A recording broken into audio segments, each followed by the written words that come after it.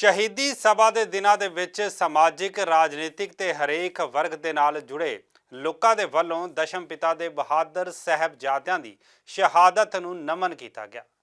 Punjab, Haryana, Delhi, Maharashtra, Bihar, UP, Rajasthan समेत कई सूबे के अंदर विशाल धार्मिक समागम करवाए गए।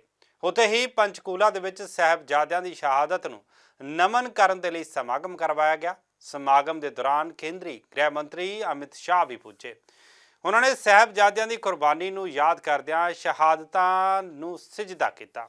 इत्थे बोलदिआं गृह मंत्री अमित शाह ने कहा है कि जिस देश दे विच एक पिता देश अते धर्म की रक्षा के लिए अपने 4 पुत्रां दी कुर्बानी देण तो पिछे नहीं हटे और राष्ट्र कदे भी हराया नहीं जा सकता। धर्म के लिए लड़ने वालों के इतिहास में, देश के लिए लड़ने वालों के इतिहास में ऐसा कोई व्यक्ति नहीं मिल सकता जिसने पिता, माता, 4 छोटे बेटों का बलिदान दे दिया। अपने पिता, अपनी माता, अपने 4 बच्चों का बलिदान करने के बाद भी लड़ाई को चालू रखा। और जब बाबा बंदा बहादुर ने यहां आकर बदला लिया, तब पूरी दुनिया को मालूम पड़ा कि अंत में तो सत्य की ही विजय होती है, सत्य का ही जय होता। 4 बेटे शहीद होने के बाद भी लड़ते रहना एक प्रकार से बहुत बड़ी बात। इन्ना ही नहीं, गृह मंत्री अमित शाह के वालों 9वें पातशाही हिंद दी चादर श्री गुरु तेग बहादुर जी बारे भी कहा। उन्होंने कहा कि जो ना होंदे तां सिख ना होंदे, हिंदू ना होंदे अते देश भी हुण तक ना हुंदा, ये समाप्त हो जाना सी।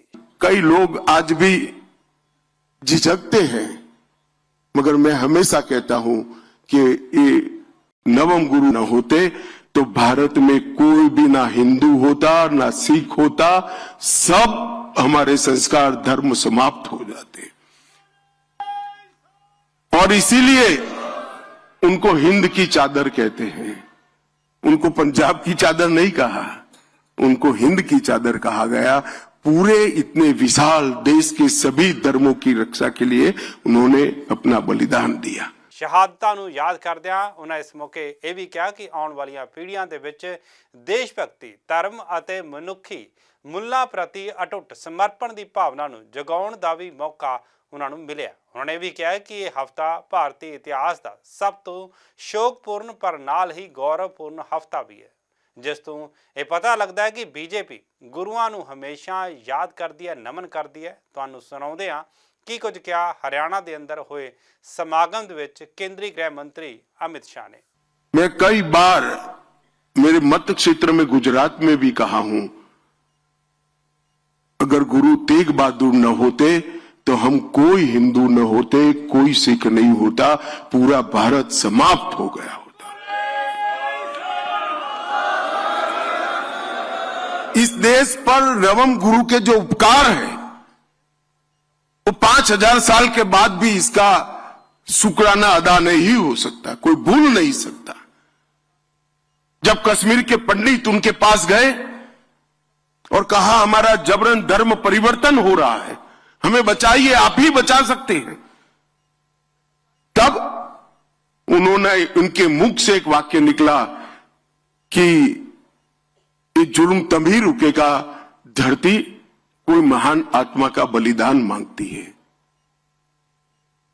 और मित्रों, उसी वक्त कहते हैं ना, पूत के लक्षण पालने से, उसी वक्त 8 साल का बालक गोविंद राय, दशम पिता, पास में खड़े थे।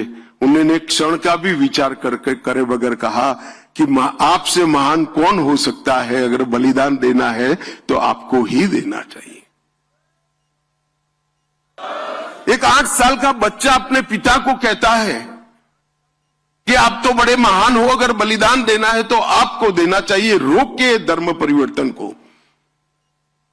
और फिर नवम गुरु की वो महान यात्रा दिल्ली तक की, और औरंगजेब को कहा कि धर्म परिवर्तन बंद करो, मुझे अगर धर्म परिवर्तित कर देते हो तो पूरा भारत धर्म परिवर्तन करने के लिए तैयार है। और जो यातनाओं का वर्णन है, मैं तो यहां बोल भी नहीं सकता। इतनी यातनाएं सहन करने के बाद भी जुल्मी और अत्याचारी लोगों के सामने अपने उत्तम इरादों को कभी उन्होंने पिघलने नहीं दिया। ढेर सारी यातनाएं सहन कर अपना बलिदान दिया। दिल्ली का शीशगंज गुरुद्वारा आज भी और सैकड़ों साल बाद भी सभी देशभक्तों के लिए सबसे बड़ा तीर्थ स्थान बना हुआ पड़ा है। और ये सभी देश के लोगों को दिखाता है कि एक व्यक्ति अगर चाहे तो शासक कितना भी जुर्मी हो कुछ नहीं कर सकता। व्यक्ति का बलिदान उसको शासक से ऊपर उठा लेता है। और तिलक और जनोई इसकी रक्षा के लिए, हिंदुओं की रक्षा के लिए, स्वधर्म की रक्षा के लिए उन्होंने अपना बलिदान दिया। और कोई दुनिया के इतिहास में बलिदान नहीं मिलता ऐसा। कई लोग लड़ते हैं, लड़ना चाहिए, लड़ते हैं, उसमें जय पराजय दोनों होता है। मगर आप जब जाकर कहकर जाते हो ऐसे जुर्मी शासक के सामने कि आप अगर मुझे धर्म परिवर्तित कर दोगे तो पूरा भारत धर्म परिवर्तित हो जाएगा। उनको मालूम था कितने अत्याचार होंगे और उनको डराने के लिए उनके साथियों पर भी अत्याचार किए गए, हिम्मत तोड़ने के लिए। मगर जरा भी डिगे बगैर अपना बलिदान दिया। और वही प्रेरणा दशम पिता के लिए एक बहुत बड़ा संस्कार का स्रोत बन गई। और दशम पिता ने जो किया वो तो बड़ा कमाल कर दिया। खालसा पंथ की स्थापना की। कई लोग आज भी झिझकते हैं, मगर मैं हमेशा कहता हूं कि ये नवम गुरु न होते तो भारत में कोई भी ना हिंदू होता ना सिख होता, सब हमारे संस्कार धर्म समाप्त हो जाते। और इसीलिए उनको हिंद की चादर कहते हैं। उनको पंजाब की चादर नहीं कहा, उनको हिंद की चादर कहा गया। पूरे इतने विशाल देश के सभी धर्मों की रक्षा के लिए उन्होंने अपना बलिदान दिया। थोड़ा रिवाइंड कैसेट चलाकर दिमाग में सोचता हूं कि माता गुजरी ने पगड़ी ढंग की बांधकर बच्चों को वहां भेजा होगा। वो मां के हृदय पर क्या गुजरी होगी, अपने पोतों को वहां भेजना और इतनी बहादुरी से भेजना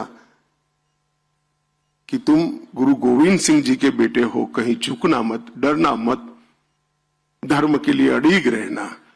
वो संस्कार बहुत कम लोग अपने बच्चों को दे पाते हैं। मित्रों, जब उनको समाचार मिला कि चारों साहबजादे शहीद हो गए हैं और एक मां ने इनके सामने सवालिया नजर से पूछा कि अब क्या, मेरा तो कोई बेटा ही नहीं बचा। तब ये महान आदमी के मुंह से ऐसे ही निकल गया, चार मुए तो क्या हुआ, जीवित कई हजार। ये बहुत बड़ा मन चाहिए साहब, बहुत बड़ा मन चाहिए। और आज हम सब दशम पिता को श्रद्धा से देखते हैं। और आज दशम पिता का वाक्य भी सही हो गया, जुर्म करने वाले तो चले गए, आज उनके हजारों लाखों करोड़ों बेटे धर्म के लिए लड़ने के लिए तैयार खड़े हैं, मातृभूमि के लिए लड़ने के लिए तैयार खड़े हैं। और ये गुरु गोविंद सिंह जी के मन से निकला हुआ वाक्य था, ये कोई भाषण नहीं था। जब अपनी पत्नी हिसाब मांगती है कि मेरे बेटों का क्या हुआ भाई, अब मैं किसको बेटा कहूंगी, तब मन से निकला वो वाक्य थे, चार मुए तो क्या हुआ, जीवित कई हजार। ये वाक्य दशम पिता के मुंह से ही निकल सकता है। किसी का कोई इरादा नहीं होगा, मगर एक प्रकार से भुला दिया गया। धर्म के प्रति श्रद्धा, देश के प्रति लगाव और धर्म और देश के लिए शहीदगी का भाव, वो छिपाने की बात नहीं है, इसका महिमा मंडन होना चाहिए। छोटे बच्चों को आज भी साहबजादों की तस्वीर से, इनकी बलिदान से प्रेरणा मिलनी चाहिए। और मोदी जी ने बहुत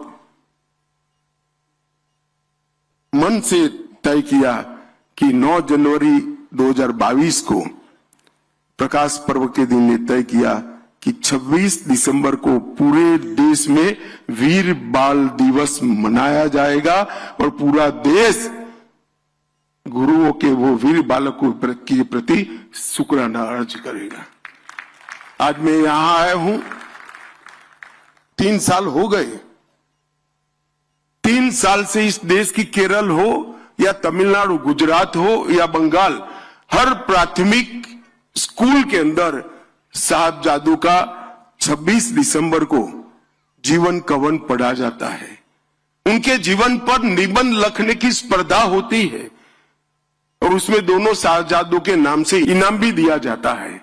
आप कल्पना करिए कितने करोड़ों बच्चों के लिए आज ये दोनों वीर बालक, गुरु के दोनों साहबजादे, दोनों शहीद बालक हमारे वो प्रेरणा का स्रोत बन गए और कई पिताओं के लिए भी स्रोत बने। कई पिता प्रार्थना करते होंगे कि ईश्वर बेटा देना तो ये शहीद साहबजादों जैसा देना जो मुझे भी अमर कर दे इतिहास में। और ये बात जब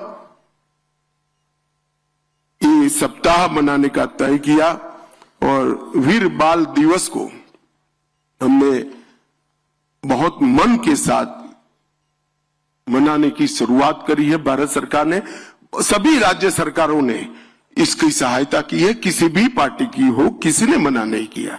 हर पार्टी की राज्य सरकारों ने इतनी सहायता की है और आज देश भर में साहबजादों को याद किया जाता है। धर्म के लिए लड़ने वालों के इतिहास में, देश के लिए लड़ने वालों के इतिहास में ऐसा कोई व्यक्ति नहीं मिल सकता जिसने पिता, माता, 4 छोटे बेटों का बलिदान दे दिया।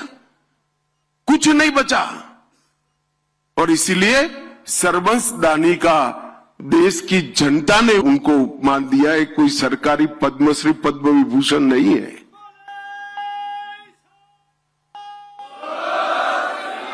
अपने पिता, अपनी माता, अपने 4 बच्चों का बलिदान करने के बाद भी लड़ाई को चालू रखा और जब बाबा बंदा बहादुर ने यहां आकर बदला लिया तब पूरी दुनिया को मालूम पड़ा कि अंत में तो सत्य की ही विजय होती है, सत्य का ही जय होता।